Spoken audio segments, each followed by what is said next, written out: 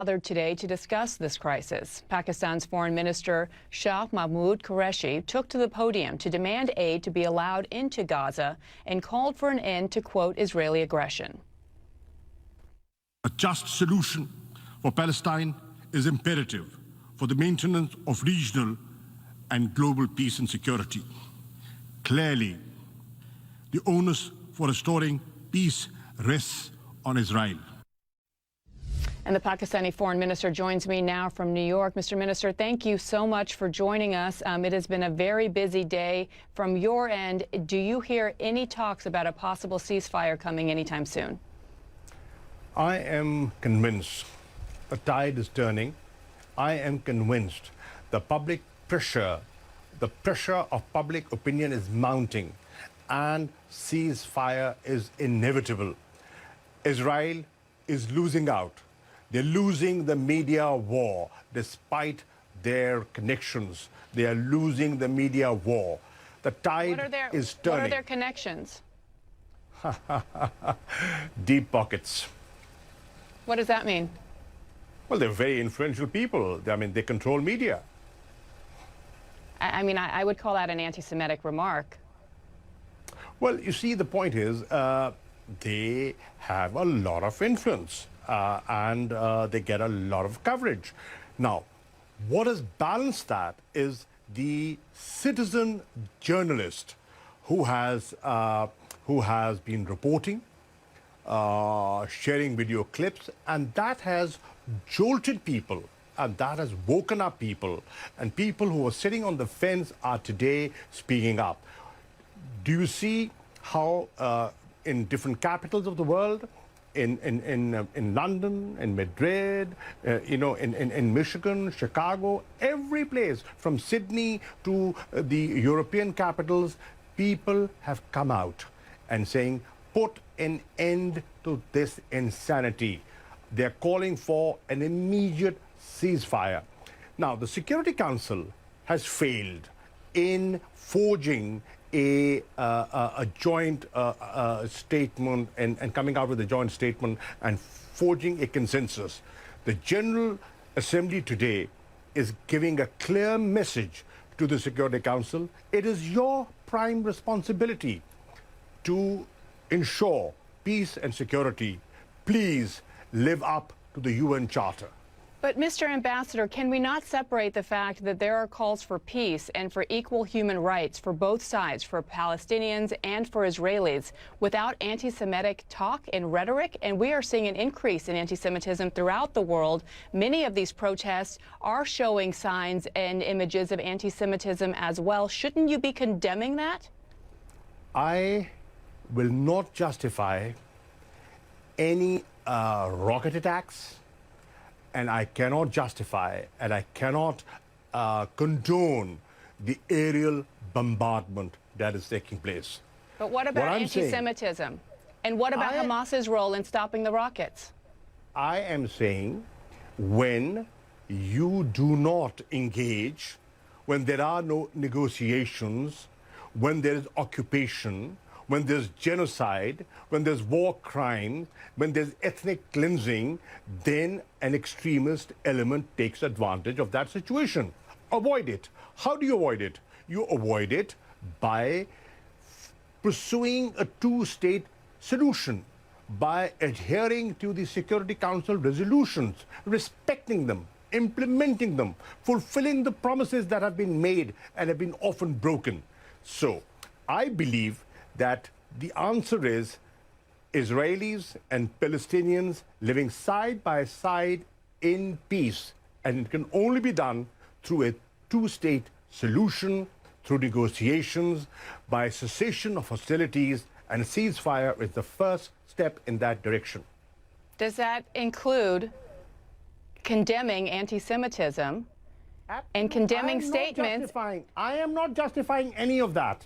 You began this conversation. I am so sorry. There's so many things I want to talk to you about, but I personally am offended as a journalist. You began this conversation by saying that suggesting that Israel has, quote, close friends and powerful friends in the media. That is an anti-Semitic trope. No. What I'm saying is the perception. Look at the perception the world has. You cannot ignore that, ma'am. But that's a wrong perception. Could be wrong, but that's the perception. Negate it. Well, negate it. By giving a balanced coverage, negate it. The onus is not on those who are being accused of things that aren't true. It's on people like you in powerful positions to say that that's wrong. Well, what we are saying, what is wrong, and I'm not shying away from that. What I'm saying is this insanity must come to an end. We must promote dialogue. We must sit and talk, and we must promote peace. Israelis and Palestinians, everybody has a right to live. They have a right to protect their children. Look at what's happening. 230 innocent people have been killed. More than 50,000 people have been displaced. 50 schools have been bombed. Hospitals have been targeted. Red Cross has been targeted. The AP office, media outlets have been targeted. And what they're saying is, okay, if you think there was Hamas presence there, why don't you have an independent investigation? Well, I believe that Israel did provide in some information and shared intelligence with the U.S. But let's go back to the other side, because there are obviously Israeli casualties as well. And I keep bringing this up because if you're going to be an honest broker, then you have to approach something like this objectively. And that doesn't seem to be the place where you're coming from. Well, I am objective, and I would want to be objective. Loss of life, I will not condone. Every life, every human life is important to me.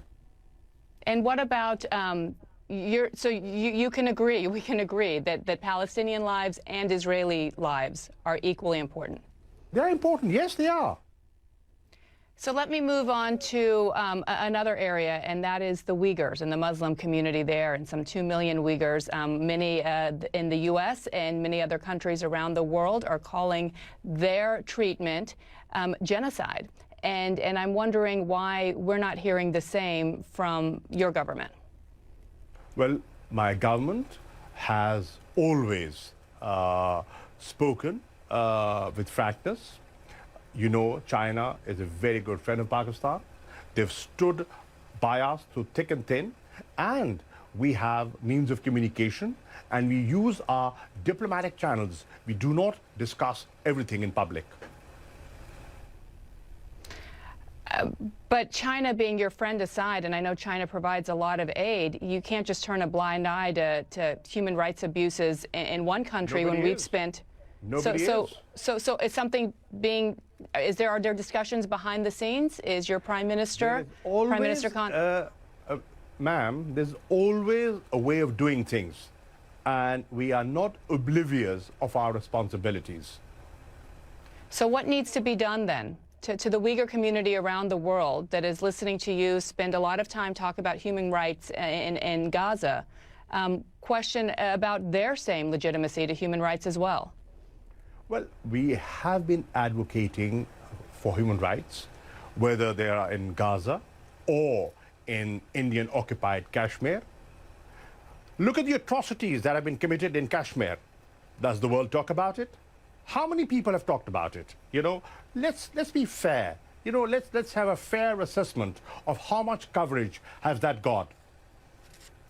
Mr. Ambassador, I do want to turn to the pandemic, and we'll end. I'm not ambassador. I'm sorry, Mr. Foreign Minister. Let me turn to the pandemic and ask about the latest wave that we've seen in your country, in Pakistan. We've seen an increased number of cases there and deaths. What is being done? How alarming is that? And what does your country need to help in this fight?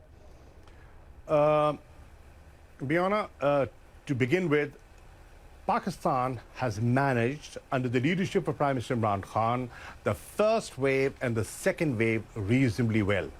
We're in the midst of our third wave. Now, if we draw a comparison of the situation in Pakistan and next door, look at the situation on the, what our eastern neighbors facing, there's a huge difference. There are over 4,000 casualties on a daily basis. There's no winner. I'm not pitting you against India. I'm saying that every loss of life is a tragedy. Absolutely, it's a tragedy, and we are sympathetic, and we offered help. You know, I offered help. We said, listen, these are human lives. We're in the same region. We are willing to help.